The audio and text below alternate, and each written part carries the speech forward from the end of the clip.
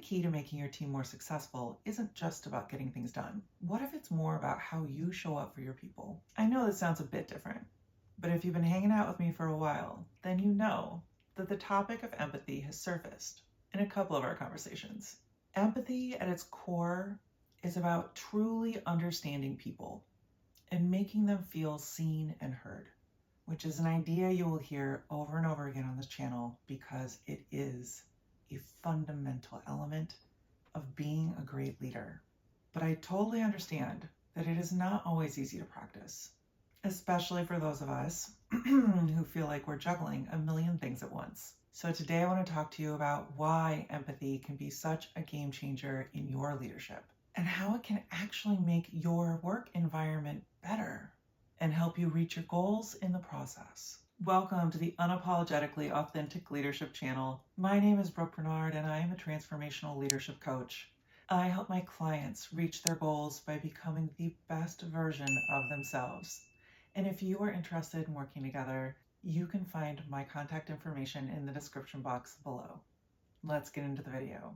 Today we are going to chat about empathy, what it really means in leadership, and how you can use it to create a workplace where people want to stick around, do their best work, and feel like they belong. Studies show that when organizations focus on empathy, employees feel more satisfied, motivated, and connected.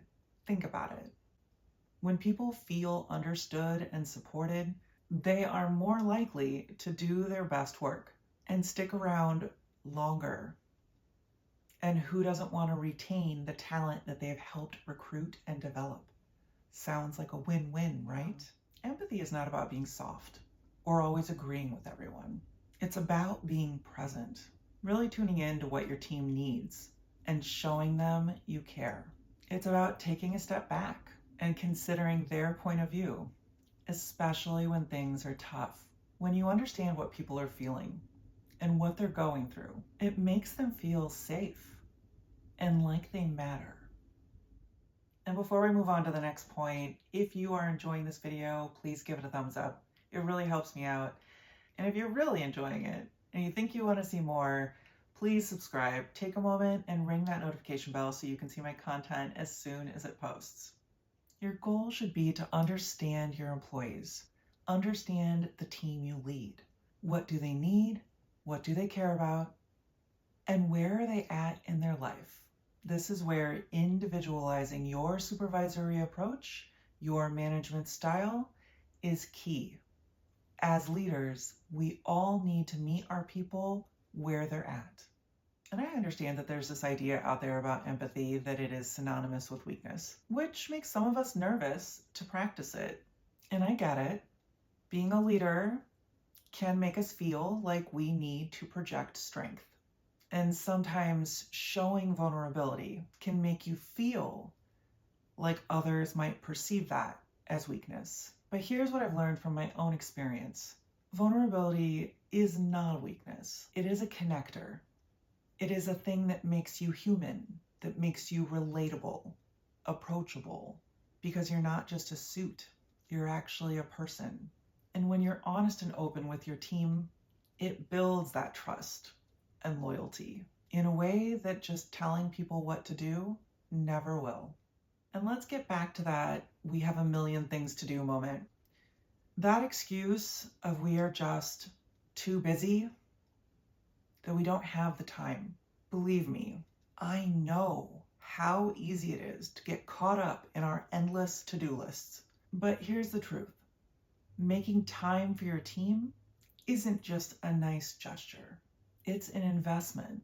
When you take a moment to really connect with someone, even just for a few crucial moments, you'll see the benefits ripple out in the long run. They will become your cheerleaders. They will become your advocates. They will become the person who represents the message, your vision, your mission, your goals, when they are out and about speaking with other people and representing you and your team, because you will make them a believer in the value of actually following you by choice, following you as a leader. And here's a simple way to start practicing empathy. Listen. I mean, really listen. It may seem simplistic in nature, but it can make a huge difference in how people feel around you. So next time you're in a conversation, try this. Give the person your full attention. Make eye contact and ask follow-up questions to clarify that you fully understand what they're saying and show that you are engaged. You'll be amazed at how connected you feel as a result. And if you want to learn more about listening as a very important skill of leaders and one of the rarest qualities, then check out the video. I'll have it linked above. It is the #1 skill you need to master. Another way to build empathy is to lead with vulnerability. Share the challenges that you are facing. Or if that's too much, share the challenges that you have overcome and what you have learned in the process. I know it can feel like you need to have it all together when you are the leader, but when you show your human side, it makes others feel safe to do the same. It helps people trust you more, and it opens up space for honest conversations. So next time, maybe share one of your stories about a time when you had to make a tough decision and how you handled it. This will deepen the level of connection that your team feels with you, help them appreciate you more as a person, and understand you better as a leader. And it doesn't have to be a huge moment, just something real and relatable. The best leaders make time to connect with their team regularly.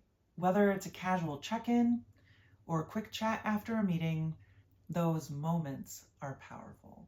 They're powerful because they show that you care about your people beyond just the work they produce. When you slow down and you focus on the person in front of you, you're giving them something that really matters: your attention. So I'm going to invite you to take 5 minutes today to check in on someone on your team, not about work, but about them and how they're feeling, what's on their mind, and really listen. Let's talk about accountability. Empathy doesn't mean letting little things slide or lowering your standards. You can be empathetic and still have high expectations. That would be me. Anyone who's ever worked for me will tell you that I had very high expectations, but I also had capacity to be empathetic, to choose my moments when I could give them my full attention. And I swear to you, it is what connected us. It is what bonded us. And it was worth every minute that I invested. When you show empathy and you hold people accountable, you create an environment where your team can truly thrive. I believe that with every fiber of my being, not just because I like the idea in theory, but because this is how I operated throughout my 18 years of people leadership. So I can assure you, in practice, it actually works. So, the next time that you notice someone is struggling, be there to support them, but also be sure that they have what they need to get back on track, because you can do both. You should do both. Show them you care and have clear expectations. That is how leaders help their people develop into high-performing professionals. There are a lot of really big things happening in the world right now, and as a result, mental health is becoming a real concern for people, including, of course, the people on our team. The truth is, if your team doesn't feel supported by you and the organization in their mental health, it's going to affect their work and their loyalty to the organization. But when we lead with empathy, we create a space where people can show up as their whole self. And that kind of environment helps people to stay with you and thrive. Research shows that 52% of employees would stick around longer if their organization showed more empathy toward their needs. That's huge. It's not just about the work. They want to feel understood, supported, and like they belong. So let's remember, empathy isn't just about making people feel good. It's a powerful tool that drives results, builds loyalty, and creates a culture where everyone can thrive. And it's totally possible for you to bring empathy into your leadership style, one small step at a time. I want you to take one thing from this video and put it into practice starting Monday. Whether it's listening more deeply, showing a little vulnerability, or just checking in with someone. Start small and watch the impact grow. Let me know in the comments how you're going to bring more empathy into your leadership style this week. In closing, just remember, you don't have to have it all figured out to be a great leader. You just have to keep showing up, keep caring, and keep being real. Thank you for spending this time with me today, and until next time, stay true to yourself, lead with purpose, and thank you for watching.